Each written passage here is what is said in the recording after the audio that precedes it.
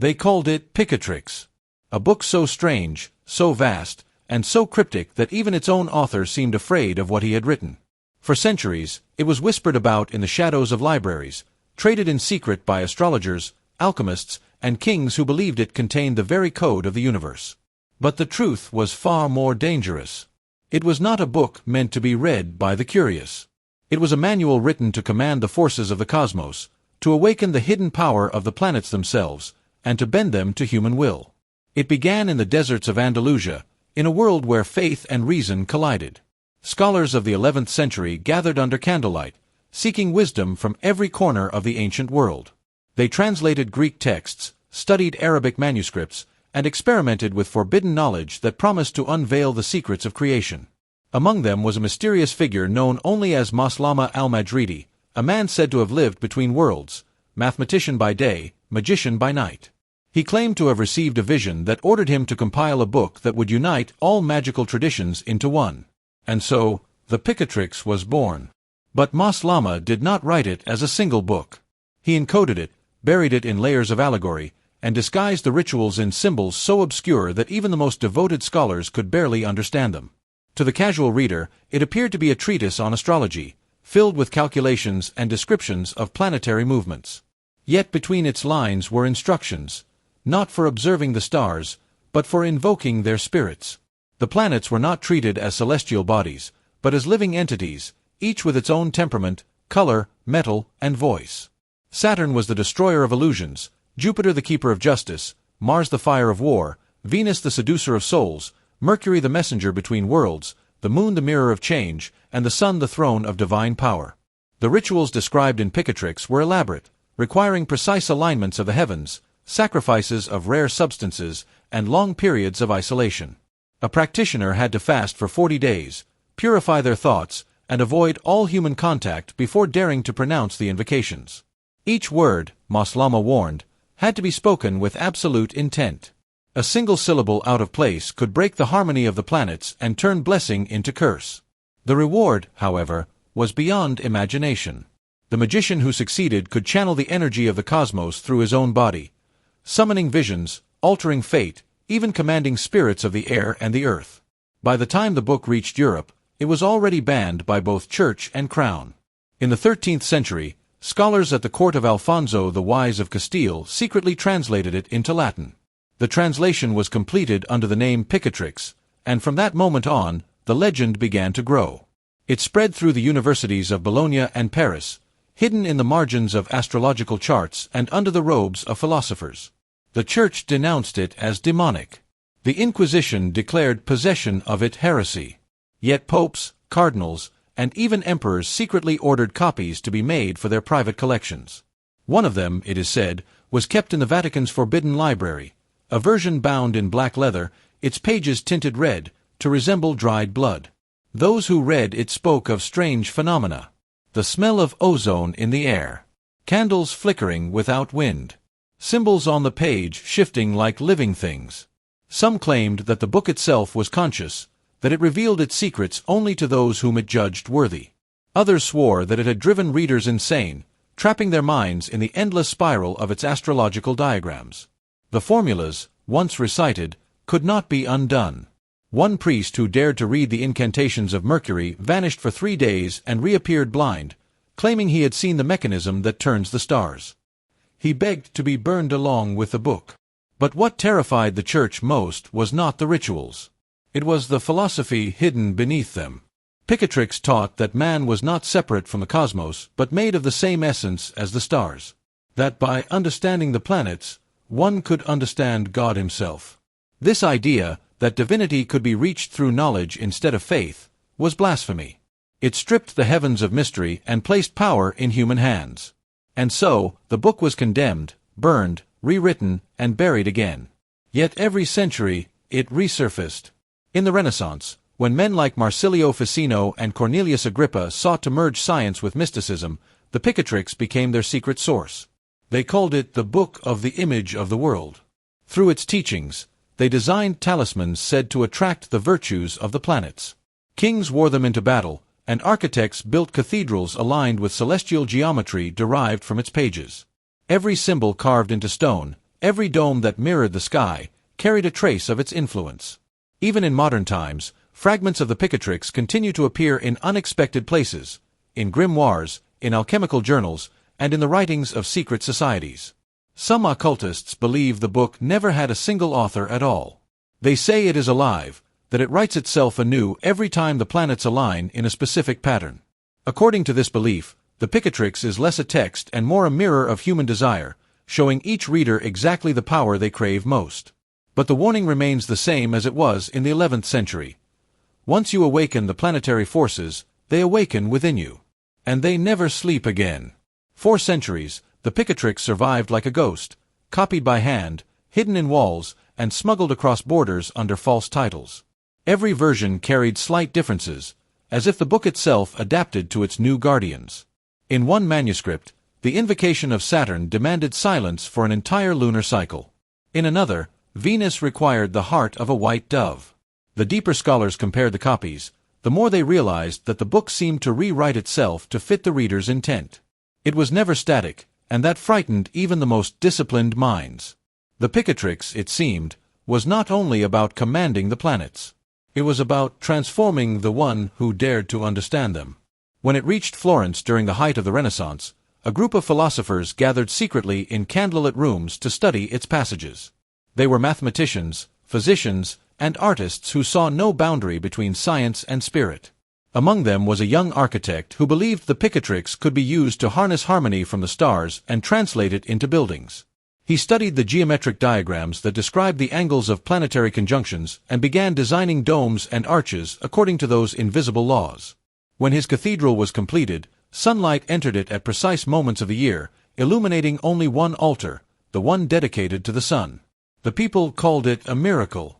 He knew it was mathematics born from forbidden knowledge. But not every experiment ended in wonder. In Prague, during the late 1500s, an alchemist named Elias Kruger attempted to create a talisman under the guidance of the Picatrix. He waited for the night when Mars and Jupiter crossed the same degree of the sky, believing that moment would grant him the strength of kings. Witnesses claimed that when he recited the final invocation, the air around him became heavy, as if gravity itself had shifted. His laboratory windows shattered outward, and his apprentice fled in terror. Kruger was found the next morning on the floor, his body intact but his hair completely white. In his hand he held a coin-sized disc engraved with symbols that no one could translate. He never spoke again. As centuries passed, the Church softened its grip on Europe, but the fear of the Picatrix remained. In the Age of Enlightenment, many dismissed it as superstition, yet a few scientists saw patterns in its tables that resembled astronomical data unknown at the time. When compared with modern celestial maps, some of the book's star positions aligned with surprising precision. It described planetary movements with an accuracy that should have been impossible in the 11th century. Some began to wonder if Maslama al-Majridi had access to lost sources of knowledge from ancient civilizations, perhaps even from Babylon or Egypt, where astrology and magic were not separate but one and the same. In the early 1900s, a German scholar named Heinrich von List claimed to have discovered a complete Arabic copy of the Picatrix hidden in a private collection in Cairo. He described its pages as thick and oily, smelling faintly of resin and iron. The ink shimmered under light like wet obsidian. He spent years translating it, but before he could publish his work, his house was destroyed in a mysterious fire that consumed only his study. The rest of the building remained untouched. The only object found among the ashes was a brass astrolabe, melted at its edges, pointing directly toward the constellation of Saturn. Rumors about the book intensified during the Second World War. Intelligence archives later revealed that both German and British occult divisions had searched for ancient manuscripts believed to hold power. Among the titles listed was Gayat al-Hakim, the Arabic name of the Picatrix. Some officers believed it could help determine favorable planetary alignments for battle. Others thought it might be used to create psychological weapons, symbols capable of influencing human behavior. Whether any of them truly possessed the manuscript remains unknown, but after the war, several fragments surfaced in private collections across Europe, each one slightly different in script and tone, as if copied from memory by different hands. In the present day, the Picatrix is available in printed editions, stripped of its rituals and translated for modern readers. Yet experts agree that the original power of the text lies not in what is written, but in how it was intended to be read. The ancient instructions required isolation, silence, and mental discipline before the words could have meaning. Without those conditions, the book becomes a puzzle of disconnected ideas. But to those who still follow the old methods, the text begins to reveal patterns, codes embedded in astrological calculations, hidden across paragraphs, connecting symbols of fire, air, water, and earth. Some researchers claim these codes form diagrams that align perfectly with the positions of planets on specific dates, suggesting that the Picatrix was designed as a map, a celestial key to open something greater than any single ritual. There are even modern physicists who find uncomfortable parallels between its descriptions of planetary influence and the principles of resonance and frequency. They point out that the Picatrix spoke of invisible currents linking all things, long before the discovery of electromagnetism. What ancient magicians called planetary spirits might have been their way of describing forces that science would only later define.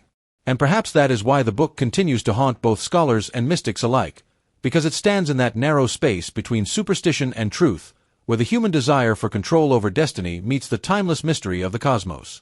In the early 1970s, a researcher from Oxford named Dr. Samuel Whitcomb began collecting medieval manuscripts that had been banned or censored by the Church. He was not a mystic, nor did he believe in magic.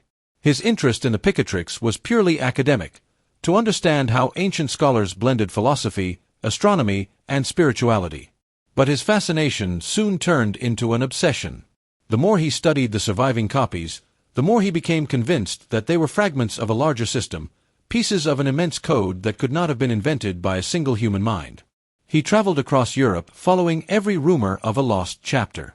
One of those leads took him to a monastery in southern Italy, where an abbot reluctantly admitted to owning a text described as the Mirror of the Seven Kings of Heaven. When Whitcomb opened the manuscript, he found something that was not present in any other edition, a series of circular diagrams drawn with gold dust, each surrounded by letters that shimmered faintly in the light. The letters were not Latin, not Arabic, but something older. He noticed that the designs resembled magnetic field lines, swirling around a central point that seemed to pulse under his gaze. The abbot warned him that the manuscript had been kept sealed for centuries because those who tried to decode it often fell ill. Whitcomb dismissed it as superstition, but within days of taking detailed notes, he began suffering from intense migraines and auditory hallucinations. He described hearing low tones, like distant thunder, every time he looked at the diagrams. His journals, recovered later, ended with a final entry: "They are not symbols. They are frequencies. They hum when you stare too long." After Whitcomb's disappearance, the manuscript was locked away once more. Yet a microfilm copy of his notes survived, and it reached the hands of a small circle of researchers in London who specialized in ancient astronomy. Among them was Dr. Eleanor Hayes, a linguist who noticed that the mysterious letters corresponded to the phonetic values of Old Semitic star names. When arranged according to the sequence of the planets, they produced a rhythmic pattern, a chant. It appeared that the Picatrix had not been written to be read silently, but to be spoken, resonated, and vibrated, turning human breath into a medium of alignment with cosmic forces. Hayes theorized that ancient magicians used sound to induce altered states of perception, effectively tuning themselves to the planetary harmonics. But she also admitted that reciting the chants could be dangerous, because they were designed to bypass conscious thought. "It is not prayer," she wrote, "it is synchronization." By the 1990s, fragments of Whitcomb's research leaked into occult circles through photocopies and underground publications. Amateur practitioners began attempting to reconstruct the planetary invocations using modern synthesizers and frequency generators. A few claimed success. One group in Berlin reported strange electromagnetic anomalies during their experiments: watches that stopped, compasses spinning without cause, and glass vibrating until it cracked. Another participant described a vivid dream of floating above a blue sphere that pulsed like a living heart. When he awoke, the skin on his arms showed faint circular marks, arranged like planetary orbits. None of these events were publicly verified, yet they fueled the myth that the Picatrix was not a book of metaphors, but a technical manual for interacting with reality at its most fundamental level. Meanwhile, universities quietly resumed interest in the text from a historical perspective. Digital imaging of old manuscripts revealed hidden layers of writing under the ink, suggesting that earlier drafts had been overwritten multiple times. Using spectral analysis, researchers discovered traces of silver nitrate and organic pigments known to be photosensitive. This implied that the scribes who copied the Picatrix may have experimented with early forms of light-activated inks. The purpose of these inks remains unknown, but one hypothesis suggests they were used to conceal information visible only under certain planetary lights, perhaps moonlight at a specific phase, or sunlight filtered through colored glass corresponding to a planet's hue. If true, it would mean the book was built as a multidimensional device, readable differently depending on the sky itself. Modern science has no evidence for planetary spirits, yet the principles described within the Picatrix continue to echo in surprising places. Physicists studying quantum entanglement speak of invisible correlations between distant particles, a concept not far from what medieval magicians called the sympathy of the spheres. Neuroscientists exploring human consciousness admit that sound and rhythm can alter brainwaves and perception, just as the chants of the Picatrix were said to do. And psychologists recognize the power of symbols to shape behavior and emotion, echoing the book's claim that images are the bridges between mind and matter. The line between mysticism and physics grows thinner with every discovery, suggesting that the ancients may have touched truths we are only now beginning to measure. Somewhere between superstition and science, the Picatrix endures, a relic of a forgotten language that once united observation and reverence. To its believers, it remains a living document, one that reveals itself only to those who approach with humility and precision. To its critics, it is nothing more than a medieval fantasy, a mirror reflecting humanity's eternal desire to control the unknown. Yet even skeptics admit one unsettling fact: no one has ever located the original Arabic version said to have been written under Maslama al-Majridi's hand. Every copy that exists is a translation, a shadow of something greater. And if the original truly survives, hidden somewhere under desert sands or within a private collection, then perhaps the words that once awakened the power of the planets still wait to be spoken again. There are those who believe the original Picatrix was never lost, only sealed. Legends from the Middle East tell of a chest made of black cedar buried beneath a forgotten observatory somewhere in the ruins of ancient Haran, the city once called the Cradle of the Stars. Inside it, according to those stories, lies the first complete version of the manuscript written not on parchment but on treated animal skin designed to last for eternity. Its pages were said to glow faintly under starlight, and its cover bore the image of a seven-pointed star enclosed by a serpent biting its tail. Explorers and treasure hunters have searched for it for more than a century, but none have returned with proof. Some insist that the text was moved long ago, hidden in secret archives of private collectors who understood too well what power it contained. Whether that legend is true or not, the Picatrix continues to exert an invisible gravity over those who study it. Historians, linguists, and scientists from many fields keep circling around its mysteries, unable to dismiss it entirely. They find fragments of its ideas echoed in architecture, in early medicine, in music tuned to planetary frequencies, and even in political symbols that trace back to its diagrams. It is as if the book has woven itself into human culture, shaping our perception of the heavens without us realizing it. The stars above us have become both symbols and calculations, worship and data, and that duality began with the very kind of thinking the Picatrix encouraged. In recent years, interest in the manuscript has resurfaced online. Digital communities discuss its hidden codes, share images of surviving pages, and debate whether its teachings could be interpreted through modern physics. Some see it as a metaphor for human potential, the idea that we are each small reflections of a larger cosmic order.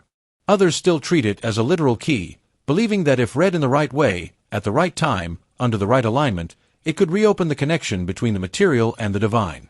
What unites them is not faith in magic, but fascination with the idea that the universe might still respond to human intention.